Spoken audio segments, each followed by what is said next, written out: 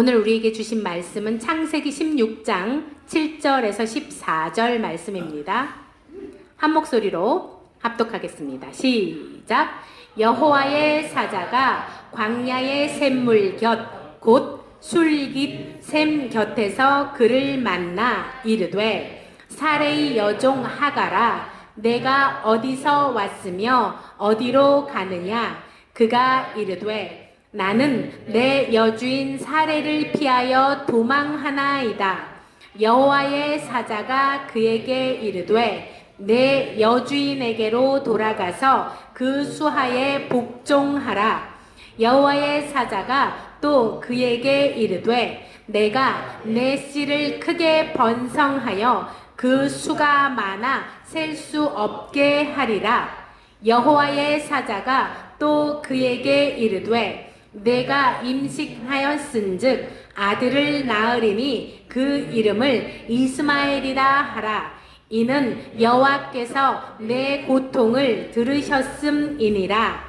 그가 사람 중에 들나귀 같이 되리니 그의 손이 모든 사람을 치겠고 모든 사람의 손이 그를 칠지며 그가 모든 형제와 대항해서 살리라 하니라. 하갈이 자기에게 이르신 여호와의 이름을 나를 살피시는 하나님이라 하였으니 이는 내가 어떻게 여기서 나를 살피시는 하나님을 배웠는고 함이라. 이러므로 그 샘을 부엘라 헤로이라 불렀으며 그것은 가데스와 베렛 사이에 있더라. 아멘. 오늘은 당신의 부엘라 헤로이는 어디인가요에 대한 말씀으로 박철수 목사님께서 말씀 전해주시겠습니다. 제가 무슨 날이었죠? 부부의 날. 이게 부부의 날을 왜 정했을까요? 그런 생각 안 해보셨어요? 저는 참 이렇게 꼬는 그런 기질이 있어가지고 특히 5월은 많잖아요. 가정의 날, 어린이날, 어버이날, 스승의 날, 부부의 날 이렇게 많아요. 왜 이렇게 많은 기념일들을 정했을 건가? 그냥 받아들이면 되는데 한번 꼬아서 생각을 해요. 그러면서 어떤 생각이 드냐면은 어렸을 때 초등학교 다닐 때 숙제 내주잖아요. 가훈 쏘기. 가훈이 어디가 있어요? 시골에서 가훈 있는 사람 하나도 몇 사람 보기는 봤구나. 거의 없어요. 그러면 어떻게 하나요? 머리를 맞대고 가훈을 짓죠. 그죠? 그래가지고 가지고 옵니다. 그러면 가장 많은 게 정직, 가와 만사성 이런 식으로 하잖아요. 그런데 그게요, 나중에 보니까 대통령 선거에서도 그렇더라고요. 정직한 사회를 만들겠습니다. 풍요로운 사회를 만들겠습니다. 차별 없는 사회를 만들겠습니다. 그걸 한번 되짚으면 어떻게 되나요? 정직하지 못하니까 정직하라고 가훈을 쓰는 거잖아요. 다 정직하면은 정직하라고 할 필요가 없잖아요. 그리고 전부 평등하다면은 차별을 없애겠다고 그렇게 목소리 높이지 않죠. 그러니까 그 이야기는 뭔가를 캐치프레이로 내놓았던 이야기는 그렇지 못하는 반증이다. 이렇게 생각하거든요. 그래서 가정의 달, 어린이날, 어버이날, 스승의 날, 부부의 날, 우리가 그 기념일만큼 살아내지를 못했기 때문에 그렇게 살라고 제발 좀 살아달라고 기념일을 제정한 건 아닌가 그런 생각이 들어요. 특별히 어제 이제 부부의 날이었는데 부부학교 등록하시고 어제 수강하신 분들 굉장히 큰 발을 뗀 건데요. 저는 이제 아버지 학교만 했었는데 거기 보면은 배울 게 굉장히 많은데요. 정말로 남성 동지들이 덜 떨어졌어요. 그래가지고 아버지 학교 가고 부부 학교 가면요, 절반 이상은 제 발로 오지 않고요, 등 떠밀려서 가정의 평화를 위해서 참석을 하거든요. 그러면서 속으로는 어떤 생각을 가지고 있냐면은 나만큼만 해봐. 나만큼 잘하는 남편 있으면 나와봐. 나만큼 잘하는 아빠 있으면 나와봐. 이런 생각으로 가득 차 있거든요. 그런 상황에서 참석을 해요. 그러니까 삐걱삐걱삐걱하죠? 그러다가 이제 나중에 마지막 주차 때문에 눈물을 쏟기는 하는데, 그리고 온 상태로 돌아오는 게 3개월 걸려요. 그렇더라도 참석을 해서 눈물을 쏟고 온 상태 돌아갔다가 다시 훈련을 받고, 이런 과정이 필요합니다. 그래서 어른들이 그런 이야기 하잖아요. 남자는 애나 어른이나 전부 애다. 그래서 여러분들이 아이가 둘이라면은, 만약에 딸이 둘이라면은 딸 둘에 큰아들 하나를 키우고 있다, 이렇게 생각하시는 게 마음이 편하실 겁니다. 아들 하나라면은 나는 작은 아들 하나하고 큰 아들 하나를 키우고 있다, 이렇게 여기시고 가정생활을 하시면은 가정에 분란이 일어나지 않습니다. 옛날부터 유교 사상에서는요, 남자는 하늘이고 여자는 땅이다, 이런 이야기를 했거든요. 그리고 또 하나는 부창부수, 남편이 노래를 하면은 아내는 따라 부른다.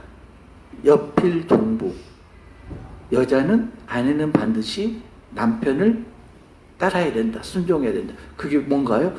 전부가 남존여비 사상이 아주 뿌리 깊은 거죠.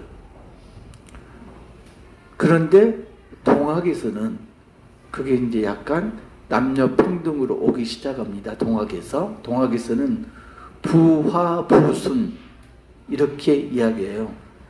남편이 가정을 화목하게 하면은 부수, 아내는 거기에 따른다. 그래가지고 남녀 평등을 지나는 한 단계 높아진 걸로 그렇게 여기거든요. 그렇다면은 기독교에서는 부부 사이를 어떻게 볼까요? 기독교에서는 그렇게 보죠. 창세기 2장 24절, 이러므로 남자가 부모를 떠나 그의 아내와 합하여 둘이 한 몸을 이룰지로다. 남자가 부모를 떠나 아내를 만나서 둘이 한 몸을 이룰지로다. 한 몸을 이룬다는 게 뭘까요? 오늘 본문을 보면은 이건 이제 하갈에 대한 이야기입니다. 하갈이 누구죠? 사라의 여종, 이집트 여인. 아마도 하갈은 아브라함이 가나안에 왔는데 기근이 들었잖아요. 기근을 피해서 애굽으로 내려갔습니다. 그리고 사라가 애굽 왕의 후궁이 되죠. 그때 애굽 왕이 몸종으로 붙여준 여종일 것이다. 보통 그렇게 이야기를 합니다. 애굽 여인 하갈, 신분이 여종입니다. 종은 어떤 건가요? 주인이 시키는 대로 다 하는 게 종이죠. 목숨을 내놓으려면은 목숨까지도 바쳐야 되는 게 종입니다. 자기의 주장은 하나도 없습니다. 오로지 주인의 뜻에 따라야 되는 게 종의 역할입니다. 종의 본분이죠. 근데 어떤 일이 벌어지나요? 하나님이 아브라함한테 자식을 주겠다 했는데 몇 년이 지나도록 자식이 태어나지 않습니다. 아브라함이 하나님께 하소연합니다. 하나님, 그러지 마시고요. 말도 안 되는 소리 마시고, 내 종 엘리에셀이 있으니까 얘를 내 상속자로 할게요. 하나님이 말씀하십니다. 아니다. 내 몸에서 태어난 아들이 내 상속자가 될 것이다. 이렇게 말씀을 합니다. 그런데 10년이 흘렀습니다. 10년이면 강산도 변한다고 그러는데 10년이 지났는데도 아이가 안 태어납니다. 그래서 사라가 생각을 합니다. 어떻게 하면은 하나님께서 아들을 주시겠다고 했는데도 불구하고 10년이 넘도록 안 주셨다면은 이미 끝난 거 아닌가. 아브라함도 나도 나이가 많아서 아이를 낳을 나이가 지났는데 그래서 생각한 게 뭔가요? 하갈을 첩으로 들이자. 그 당시 고대 근동뿐만 아니라 우리나라도 그랬죠. 아이가 없으면은, 특별히 아들이 없으면은 소시를 받고요. 그것도 아니면은 밖에서 나와가지고 데리고 왔잖아요. 옛날에 그런 사람들 많았죠. 우리 나이 때만 해도 그런 분들 꽤 있었죠. 우리 아버지 때는. 그래서 사라가 제안한 걸 아브라함이 받아들입니다. 아마도 죄의식이 하나도 없었을 거고요. 당연히 주변에서 그렇게 하니까 우리도 해도 된다 해서 하갈이 첩으로 들어왔습니다. 자, 하갈의 신분의 변화가 있습니다. 여종에서 첩의 신분으로. 그런데 하갈이 임신을 했습니다. 저 배 안 보이죠? 가려져서 좀 다행이에요. 임신을 했어요. 임신을 하니까 하갈이 생각이 바뀝니다. 전에는 여종의 신분이었는데, 그리고 첩의 신분이었는데, 임신하는 순간 상속자 엄마가 된 거예요. 급격한 신분의 상승이 일어난 거예요. 그래서 하갈이 어떻게 합니까? 여주인 사라를 무시를 하고 경멸을 하고 멸시를 합니다. 사라가 또 한성격 하잖아요. 그러면은 그 분풀이가 누구한테로 갈까요? 아브라함한테 향하죠. 아브라함한테 따집니다. 하갈이 나를 멸시한다고, 어떻게 좀 해달라고. 아브라함이 어떻게 하나요? 하갈은 당신 수중에 있으니까. 그 말은 뭔가요? 하갈은 당신 여종이니까 당신 하고 싶은 대로 해. 아브라함이 그렇게 이야기를 합니다. 그래서 사라가 하갈을 학대했습니다. 학대에 견디다 못한 하갈이 가출을 하죠. 그런데 광야에 갔는데 여호와의 사자를 만납니다. 여호와의 사자를 만났고요. 근데 이제 그 본문에서 봤듯이 여호와의 사자가 한 말이 참 의미심장합니다. 또 하나 이제 우리가 짚고 넘어갈 게 성경에서 여호와의 사자가 많이 나오는데 보통은 여호와의 사자가 천사일 것이다 이렇게 이야기하고요. 특별히 지금 같은 이런 장면들은 예수님이 성육신 하시기 전에 예수님일 것이다 이렇게 학자들이 보거든요. 그러니까 아무튼 천사가 됐든지 성육신 하시기 전에 예수님이 됐든지 지금 하갈이 하나님의 사자를 만났습니다. 근데 하나님 사자가 이야기합니다. 어디서 와서 어디로 가느냐? 그러면 어디서 와서 어디로 갔다고 대답을 해야 되잖아요. 근데 하갈 대답이 뭡니까? 내 여주인 사라가 학대함으로 학대를 피해서 도망쳤다고 이야기를 합니다. 동문서답하고 있어요. 그런데 여호와의 사자가 이야기합니다. 내 여주인에게 돌아가라. 그리고 여주인 말에 순종해라. 하갈이 여호와의 사자 말대로 사라에게 돌아옵니다. 그리고 그 셈을 뭐라고 그러나요? 셈 곁에서 만나는데 보엘 라헬로이 이렇게 이야기합니다. 감찰하시는 하나님을 만난 우물. 감찰하시는 하나님이. 감찰하다는 게 이제 쉽게 이야기하면 살피신다 이런 뜻이고요. 살핀다는 뜻 속에는 보고 듣고 보호하고 이런 뜻이 들어 있습니다. 감찰하다는 뜻은 어린 아이들을 엄마가 보살피듯이 보고 듣고 보살피는 이런 의미가 들어 있습니다. 하갈이 집에 돌아왔습니다. 그리고 사라의 학대를 꿋꿋이 견뎠겠죠. 이스마엘이 태어났고요. 그리고 세월이 흘렀습니다. 아브라함이 100세 될 때 누가 태어나나요? 이삭이 태어납니다. 아기다리 보기다리 그렇게 이야기하는데 이삭이 태어났죠. 그리고 이삭이 젖될 때 지금 모유 수유를 한 1년도 안 하죠. 보통 6개월에만 끝내고 그러는데 근데 예전에는 보통 2년, 3년은 모유 수유를 했거든요. 근데 그 당시에는 보통 3, 4년 했다. 그리고 오래 한 사람들은 5살, 6살까지도 모유 수유를 했을 거다. 왜? 먹을 게 변변치 않았으니까. 이렇게 이야기를 합니다.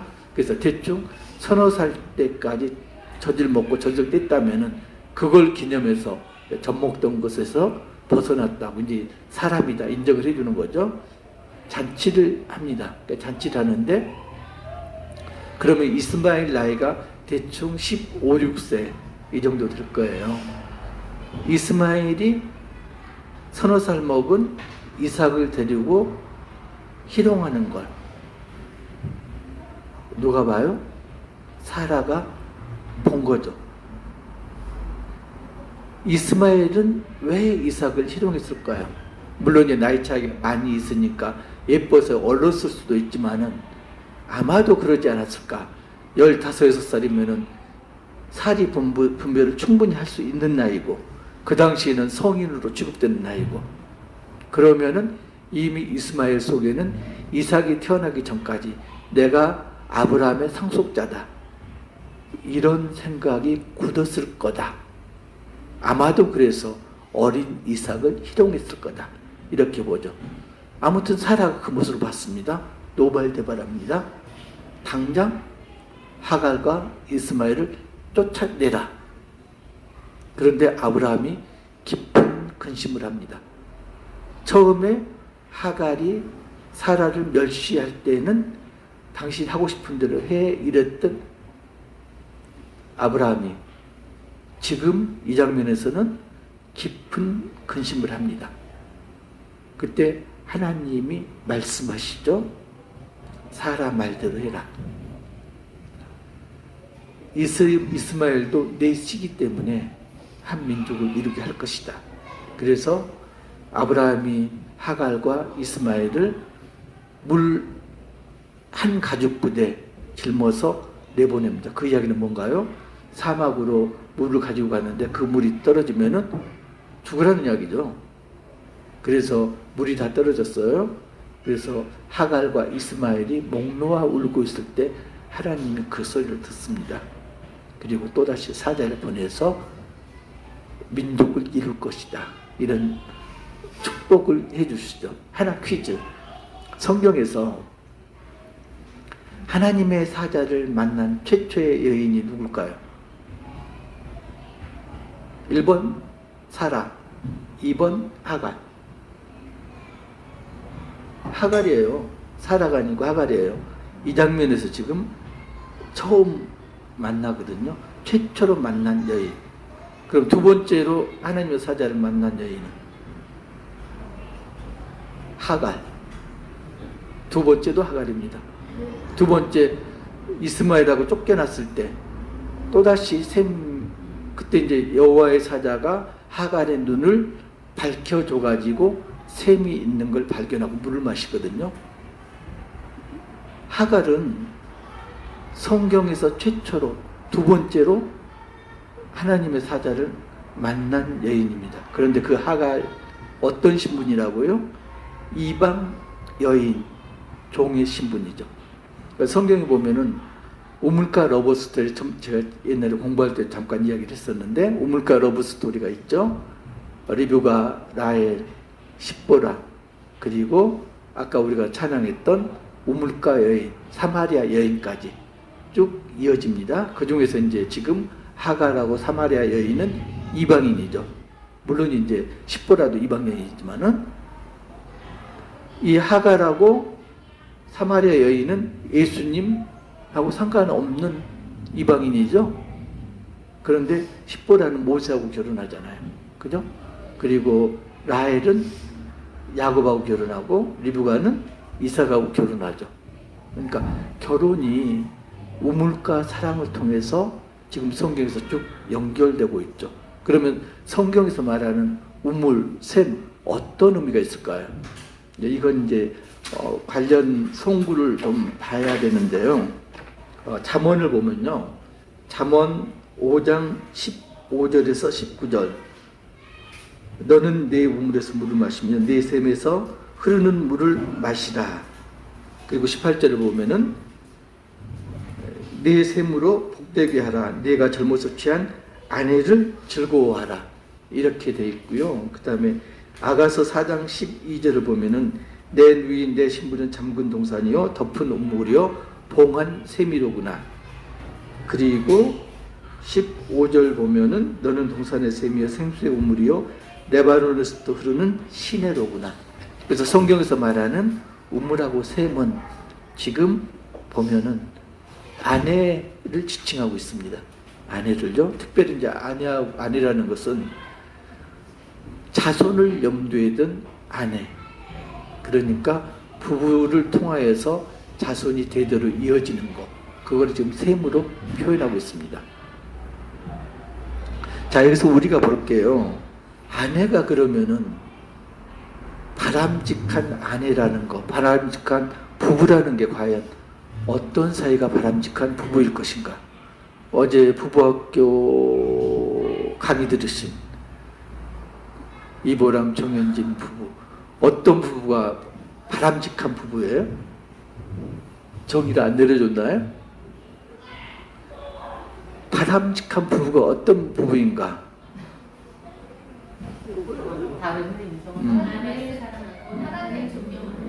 그래서 이제 보면은 그 밑바탕을 이루는 거 사랑이라고 그러는데 하나님도 우리 인간을 사랑하시고요. 부모도 자식을 사랑하고 멘토도 멘티를 사랑하고 근데 그 사랑의 바탕이 뭐다? 신뢰거든요. 신뢰. 부부 사이도 마찬가지로 사랑인데 그 사랑의 바탕이 믿는 겁니다. 신뢰.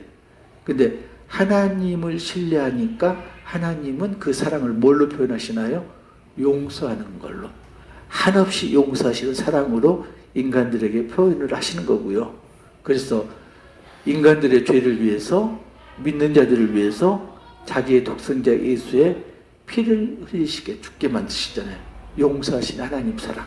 그게 신뢰하는 인간들에게 주신 하나님의 사랑이죠. 부모의 사랑은요? 희생하는 거죠. 그죠? 희생으로도 표현되죠. 그럼 부부의 사랑은 뭘로 표현될까요? 부부의 사랑은 한 몸으로 표현됩니다. 한 몸. 그러니까 한 몸이 육체적인 뿐만이 아니라 정신적인 것까지 포함이 되는 거죠. 그러면 한 몸이 되지 못한다는 이야기는 결국은 바람직한 부부가 아니고 부부 사이가 깨졌다는 걸 의미하죠. 그런데 참 희한한 게 부부 사이를 갈라놓는 게 아주 커다란 일일까요? 정말로 커다란 일이 닥치면은 부부 싸움 안 하고요. 부부가 갈라지지 않고요. 합심해서 선을 이룹니다. 그런데 부부가 갈라지는 건 아주 사소한 것. 티끌만한 말 한마디. 뱀이 그랬죠. 에덴 동산에서 하갈을 유혹할 때 그냥 툭 던졌어요. 던진 게 하갈이 그걸 가지고 하와에 비교를 해가지고 자기가 이렇게 안 좋은 길로 가는 거죠. 사탄이 한 건 별거 없어요. 그잖아요. 말 한마디 던진 겁니다. 그걸 일종의 쐐기라고 볼 수 있는데 쐐기가 어떤 역할을 하나요? 벌리는 역할을 하죠. 그래서 부부 사이에 쐐기가 있어서는 안 되는데 그 쐐기가 크게 두 가지로 나눌 수가 있습니다. 하나는 외부적인 쐐기가 있고요. 하나는 내부적인 쐐기가 있고 외부적인 쐐기는 우리가 흔히 알 수 있는 것 집안이라든가 부모라든가 일종의 간섭이죠. 영향력 그걸 벗어나야 되고요. 그래서 성경에서 결혼하면은 부모를 떠나라고 그런 거죠. 물리적인 거리만 떠나는 게 아니고 부모의 영향에서 안 좋은 영향에서 벗어나라. 또 하나는요. 그 이야기가 독립하라는 이야기잖아요.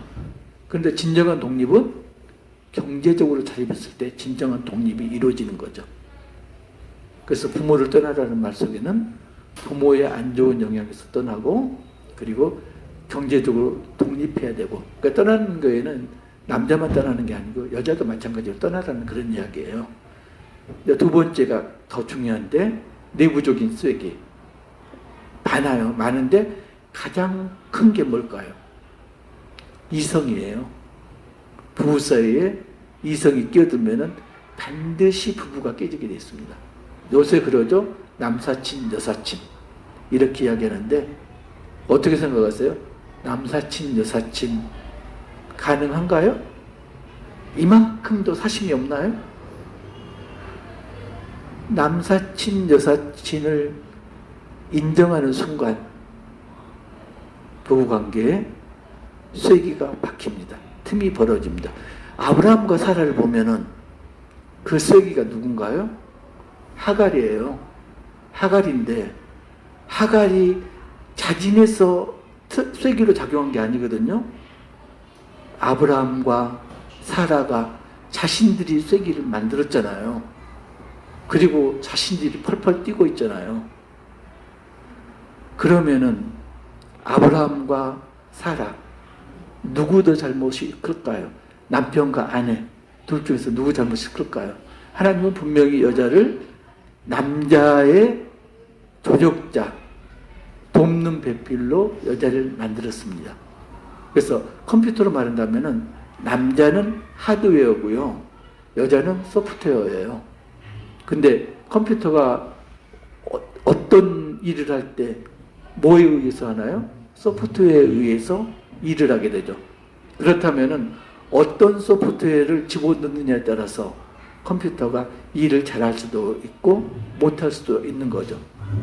조력자인 여자가 어떤 조언을 하느냐에 따라서 남자가 올바른 일을 할 수도 있고 그런 일을 할 수도 있죠. 그런데 단 하나 뭐가 있냐면은 그 조언을 남자가 어떻게 받아들이냐, 이게 결정적인 문제가 되는 거죠.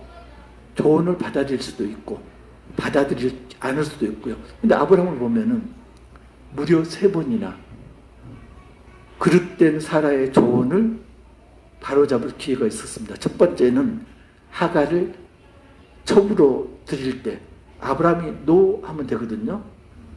그런데 우유보다는 아브라함은 가정의 평화를 위해서 그냥 예스 한 거죠. 두 번째, 하갈이 사라를 멸시했을 때 그때도 쫓아내는 게 아니고 질서를 잡으면 되거든요. 그런데 아니었죠. 당신 좋은 대로 해라 이랬거든요. 가정의 평화를 위해서 나는 아무 말 않겠다. 그리고 3번째, 이스마엘이 자라는 동안 하나님이 후손을 약속하셨기 때문에 이스마엘은 상속자가 아니거든요. 그러면 그걸 교육을 시켰어야 되는데 이삭이 태어날 때까지 교육을 못 시킨 거죠. 그래서 하갈과 이스마엘이 쫓겨나게 된 거죠. 마지막 보면은 그때 하갈과 이스마엘을 쫓아낼 때 자기 뜻대로 쫓아내는 게 아니고 깊은 근심을 했습니다. 깊은 근심을 했다는 것은 하나님께 기도를 한 거죠. 그래서 하나님 뜻에 따라서 하갈과 이스마엘을 쫓아낸 겁니다. 3번의 기회를 놓치고 마지막에 하나님께 기도하고 하나님 뜻에 따른 거죠. 어떤 이야기입니까? 마지막 순간에야 하갈이 찾았던 브엘 라헬로이를 아브라함과 사라가 찾은 거죠. 여러분들은 어떤 상황이 있어요? 여러분들 부부 사이는 어떠신가요? 틈이 벌어져 있나요? 부부 사이에 쐐기가 박혀 있나요? 그 쐐기를 빼려면 어떻게 해야 돼요? 브엘 라헬로이로 가셔야 돼요.